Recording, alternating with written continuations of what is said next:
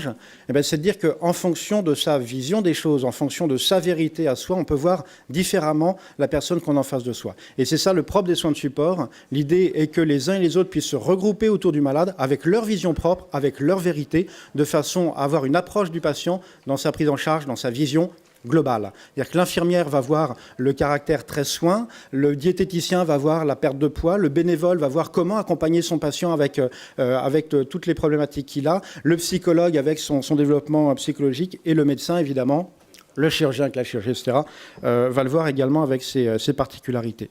Mais cette perception est importante car ça a été décrit de façon très scientifique dans le New England Journal of Medicine en 2010. C'est l'équipe de Bach aux États-Unis qui fait un rapport. Quelle est la perception des médecins, des praticiens, versus la réelle souffrance des malades. Sur différentes symptomatologies, vous voyez ici la fatigue, la perte d'appétit, les nausées, vomissements, diarrhée, constipation, on se rend compte systématiquement qu'il existe un écart important entre la perception de nous, soignants, et ce qu'éprouve réellement le patient quand il reçoit ces traitements. Et ça a été vérifié auparavant avec cette notion intéressante sur les nausées et les vomissements par Steven Grimberg, qui avait montré qu'en fait, c'est dans la phase surtout post-traitement, à la sortie de l'hôpital, dans ce qu'on appelle les nausées vomissements retardés, après la sortie de l'hôpital le jour, qu'on a vraiment cette différence d'évaluation des souffrances. Et c'est important, car la plupart du temps, le patient passe sa vie, évidemment, à la maison, au domicile. Loin de nos yeux, loin de notre regard de soignant. Et c'est là encore tout l'enjeu du plan cancer 3, qui a également été un enjeu des deux premiers plans cancer.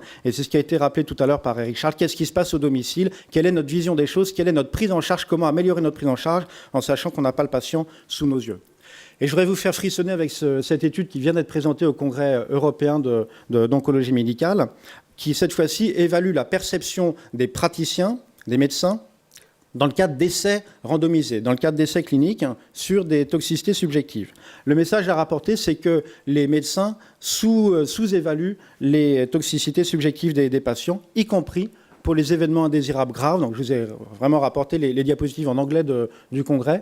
Mais cette notion de sous-évaluation de l'anorexie, des nausées, vomissements, de la diarrhée, des constipations, même de la chute des cheveux, montre à quel point l'évaluation du malade doit être au centre de nos priorités et montre à quel point on a besoin de vous, comme ça a été dit tout au long de la matinée, pour que vous nous rapportiez vos souffrances, pour que vous nous rapportiez ce que vous vivez au quotidien, de façon à ce qu'on puisse parler le même langage, le langage de la globalité et de la qualité de la prise en charge.